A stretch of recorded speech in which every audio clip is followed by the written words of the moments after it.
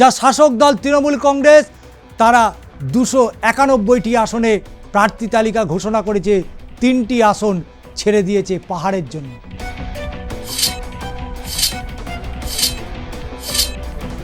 BJP, Congress, CPM প্রত্যেকে তারা লড়াই করছে।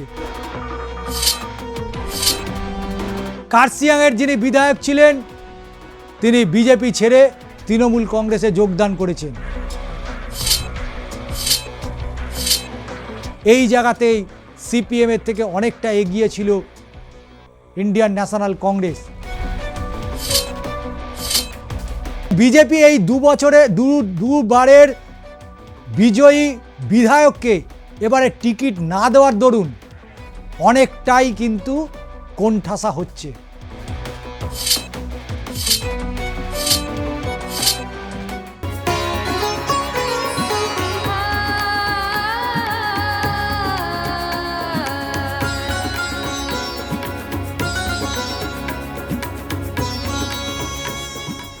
নমস্কার, আমি ষষ্ঠী চট্টোপাধ্যায়। শুরু করছি বাংলার মাটি বাংলার ভোট।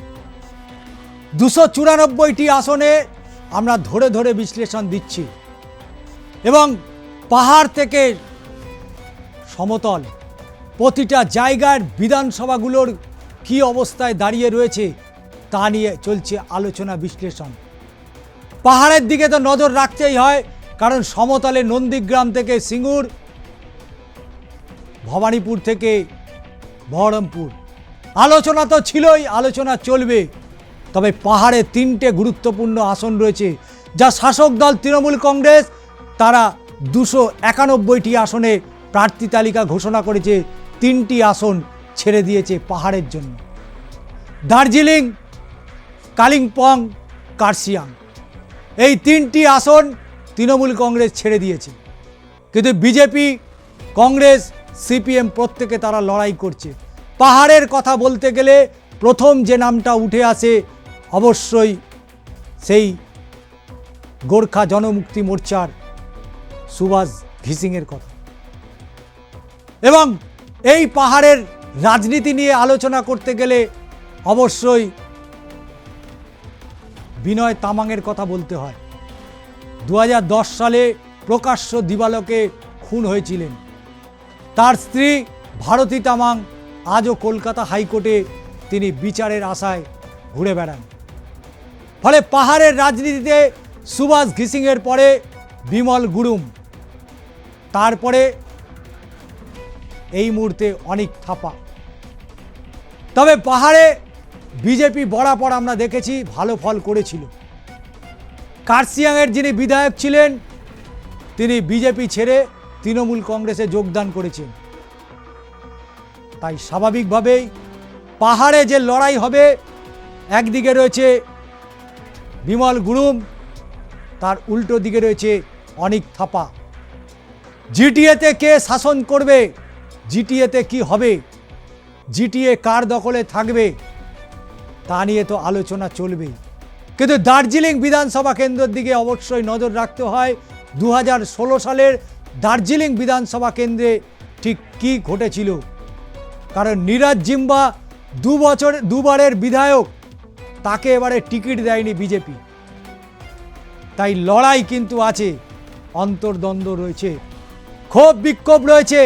কতটা কি করতে পারবে সেখানে বিজেপি, এসআইআরে কতটা প্রভাব পড়েছে, কত মানুষের নামই বা বাদ গেল, সব আলোচনা বিশ্লেষণ করব এই ভিডিওতে। তো প্রথমেই দেখে নেব 2016 সালের বিধানসভা নির্বাচন, এবং অবশ্যই বিধানসভা নির্বাচনের কথা বলে দেখতে হয় 2016 সাল, কেন্দ্র দার্জিলিং। দার্জিলিং বিধানসভা কেন্দ্র 2016, এবং সেই 2016 বিধানসভা ভোটের ফলাফল, কেন্দ্র দার্জিলিং। জিজেএম, গোর্খা জনমুক্তি মোর্চা 2016 সাল, তারা ভোট পেল 59.85%। 59.85% ভোট পেয়ে তারা প্রথম স্থানে উঠে এলো পাহাড়ে দার্জিলিং। 95,386টি ভোট পেয়েছিল গোর্খা জনমুক্তি মোর্চা। অল ইন্ডিয়া তৃণমূল কংগ্রেস 2016 সাল তারা দ্বিতীয় স্থানে 28.53% ভোট পেল, অর্থাৎ 45,473। ভারতীয় জনতা পার্টি তারা কিন্তু 2016 সালে জোট করেছিল এবং সিপিআরএম 5.63%, অর্থাৎ 8,982টি ভোট পেয়েছিল। নোটায় ভোট পড়েছিল কত? নোটায় ভোট পড়ল 3.65%, অর্থাৎ 5,817। গোর্খা জনমুক্তির মোর্চার দাপট আমরা দেখেছিলাম প্রয়াত রাজ্যের মুখ্যমন্ত্রী জ্যোতি বসুর শাসনকাল থেকে। সুভাষ ঘিসিংয়ের কি দাপট ছিল পাহাড়ে। পাহাড়ে শেষ কথা বলতেন সুভাষ ঘিসিং, পরবর্তীতে তার পুত্র। কিন্তু বিমল গুরুম ধীরে ধীরে ধীরে ধীরে পাহাড়টাকে একেবারে ক্যাপচার করে নিয়েছিল। কিন্তু এই বিমল গুরুম খুনের মামলায় জড়িয়ে পড়লেন। বিনয় তামাং হত্যা মামলায় যে কজনের নাম রয়েছে রোশন গিরি, বিমল গুরুম, প্রত্যেকের নাম জড়িয়েছিল। সিবিআই তদন্ত করছিল, কিন্তু লাস্টে কেউ তাকে বাঁচাতে পারছে না। কি করবেন? লাস্টে বিজেপির সাথে বন্ধুত্ব বাড়িয়ে নিলেন, আর বন্ধুত্ব বাড়িয়েই এখন তিনি সেফ জোনে আছেন। সিবিআই তাকে কিছু করবে না। পরবর্তীতে যাব 2019-এর লোকসভা নির্বাচন কেন্দ্র দার্জিলিং। সেখানে ভারতীয় জনতা পার্টি প্রথম তারা খাতা খুলল। 2019-এর লোকসভাতে পাহাড়ে খাতা খুলল বিজেপি। তারা 59.19% ভোট পেল, অর্থাৎ 7,50,760টা ভোট পেয়ে তারা প্রথম পাহাড়ে খাতা খুলেছিল। অল ইন্ডিয়া তৃণমূল কংগ্রেস তারা ভোট পেল কত? 26.56%, অর্থাৎ 3,36,624টি ভোট পেয়েছিল তারা। 3,36,624টি ভোট পেয়েছিল। আইএনসি, ইন্ডিয়ান ন্যাশনাল কংগ্রেস, তারা 5.14% ভোট পেয়েছিল, অর্থাৎ 65,118 ভোট। অর্থাৎ পাহাড়েও যে কংগ্রেসের একটা দাপট ছিল 2019-এর লোকসভা নির্বাচনে, তা অনেকটা পরিষ্কার হয়ে গেছে। সিপিআইএম পেল 3.99% ভোট, অর্থাৎ 50,524। এই জায়গাতেই সিপিএমের থেকে অনেকটা এগিয়ে ছিল ইন্ডিয়ান ন্যাশনাল কংগ্রেস। তারা সিপিএমকে অনেকটা পেছনে ফেলে দিয়েছিল। জেপিজে পেল 0.51% ভোট, অর্থাৎ 6,495। নোটায় ভোট পড়ল কত? নোটায় ভোট পড়েছিল 10,625। নোটায় ভোট পড়েছিল 10,625টা। কিন্তু এই 2019-এ দার্জিলিংয়ে বাই ইলেকশন হলো। 2019-এ উপনির্বাচন হলো বিধানসভার। 2019-এর বিধানসভা উপনির্বাচন দার্জিলিং। লোকসভার পরে বিধানসভাতেও খাতা খুলল ভারতীয় জনতা পার্টি। তারা 61.80% ভোট পেল, অর্থাৎ 88,161টি ভোট পেয়ে বিধানসভায় প্রথম খাতা খুলেছিল বিজেপি। গোর্খা জনমুক্তি মোর্চা তারা আলাদা করে প্রার্থী দিল, আর গোর্খা জনমুক্তি মোর্চা তারা 29.18% ভোট পেল, অর্থাৎ 41,623টি। তৃতীয় স্থানে সিপিআইএম, তারা ভোট পেল 1.46%, 2,087টি ভোট। আর নোটায় ভোট পড়েছিল কত? নোটায় ভোট পড়েছিল 1.04, অর্থাৎ 1,487টি ভোট। তবে উপনির্বাচনে বিজেপি প্রথম খাতা খুলল দার্জিলিংয়ে। তারপরে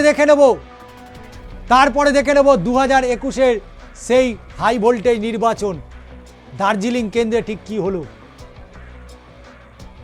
উপনির্বাচনের পরে এই কেন্দ্রটি বিজেপি ধরে রাখতে সক্ষম হলো। উপনির্বাচনে তো বিজেপি জিতেছিল, কিন্তু 21-এর নির্বাচনেও এই দার্জিলিং আসনটি ধরে রাখতে পেরেছিল বিজেপি। বিজেপি পেল 40.88% ভোট, অর্থাৎ 68,960টি ভোট পেয়েছিল দার্জিলিং বিধানসভা কেন্দ্র থেকে। কিন্তু দ্বিতীয় স্থানে গোর্খা জনমুক্তি মোর্চা। তারা ভোট পেল কত? কারণ তারা ভোট পেল 28.26%, অর্থাৎ 47,631টি ভোট পেয়েছিল। 47,631টি ভোট পেয়েছিল সিপিআইএম, জিজেএম ভোট পেল কত?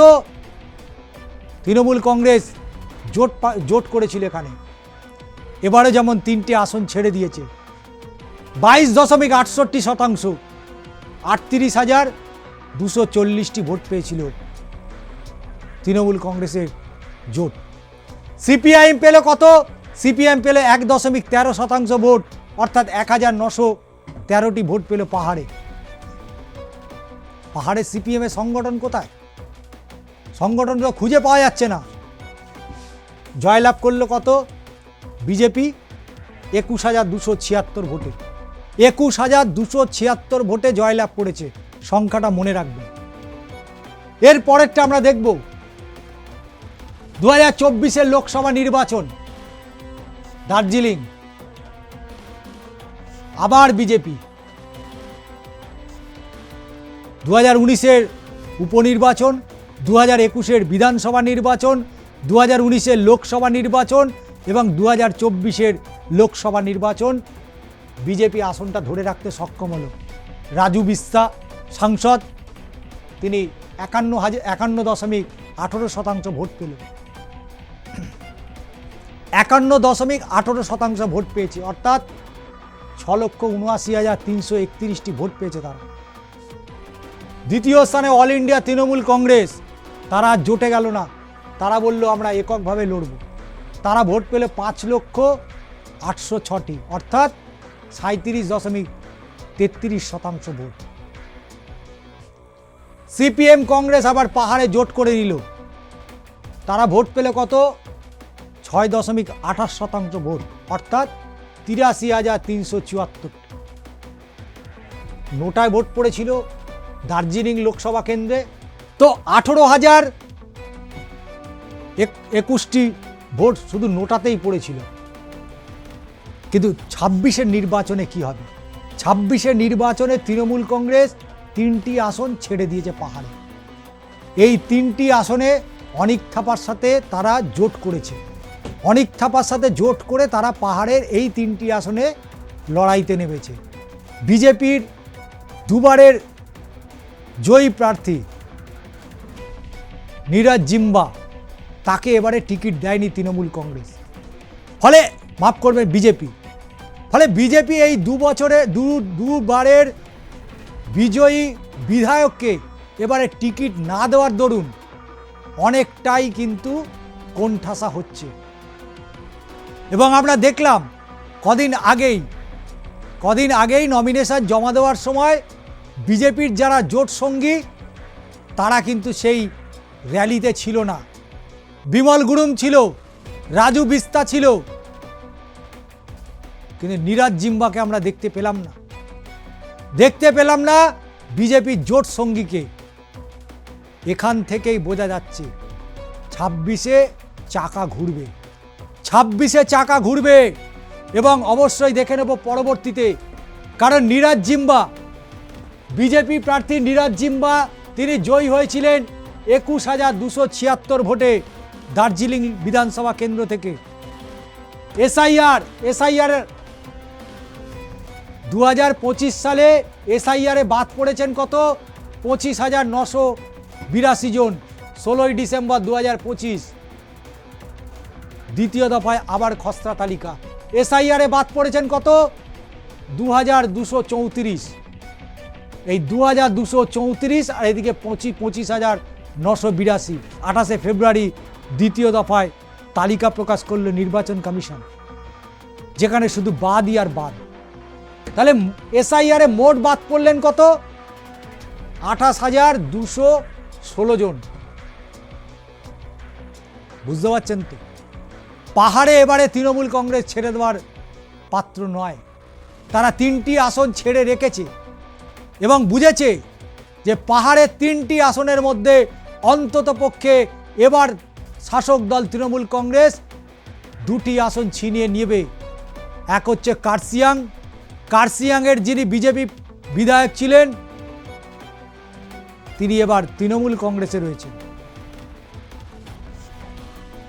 ফলে এই কার্শিয়াং এবং দার্জিলিং আপ্রাণ তৃণমূল চেষ্টা করবে এই দুটি আসন পাহাড় থেকে ছিনিয়ে আনার। কারণ পাহাড় যখন ডেকেছে মমতা তখনই পৌঁছেছে। শীত গ্রীষ্ম বর্ষা যখনই পাহাড় ডেকেছে মমতা বন্দ্যোপাধ্যায় পৌঁছে গিয়েছে। অগ্নিগর্ভ পাহাড় পরিস্থিতি। কলকাতা থেকে একেবারে জাদরেল আইপিএস অফিসারদের পাঠালো পাহাড়ে। কে ছিল না? জাভেদ শামীম থেকে শুরু করে মুরলীধর শর্মা, কে যায়নি?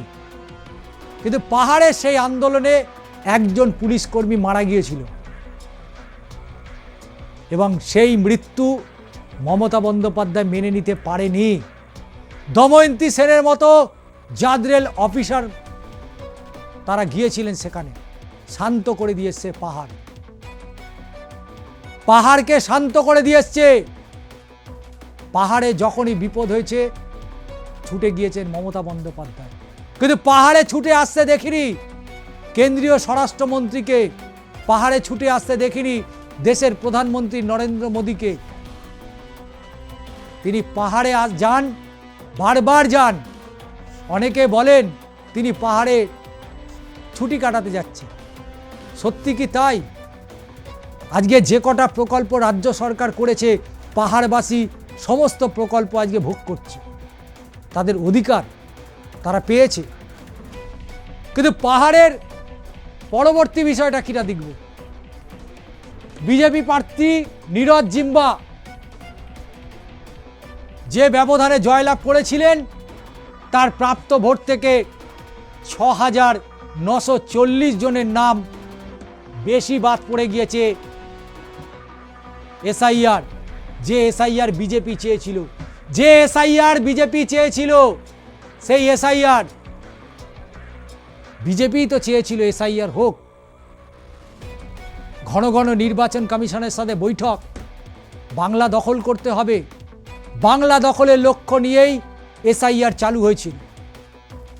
কিন্তু পাহাড়ে বিষ্ণুপ্রসাদ শর্মা কার্শিয়াং এই আসনটা তৃণমূল কংগ্রেসের দখলে যাচ্ছে। এবং দার্জিলিং যতই বিমল গুরুং, রাজু বিস্তা যতই যা চেষ্টা করুক, এবার পাহাড় ঘাসফুল, এবার পাহাড়ে ফুটবে ঘাসফুল।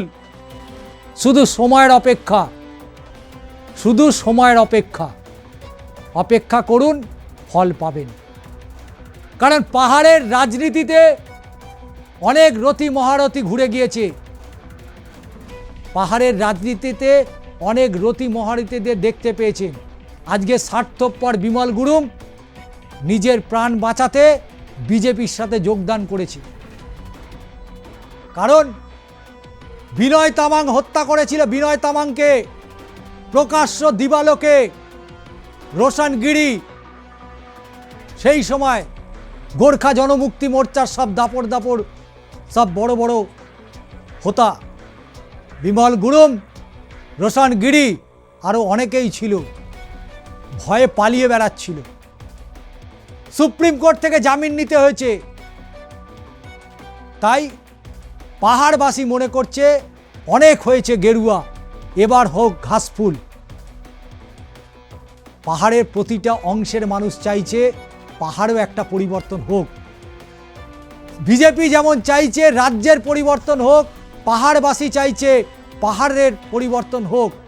তাই অনেক হয়েছে গেরুয়া, অনেক হয়েছে লাল, এবার আসুক ঘাসফুল। তো পাহাড়ে নিয়ে 3টি বিধানসভা কেন্দ্র, যার মধ্যে অবশ্য দার্জিলিং, সেই শৈল শহর।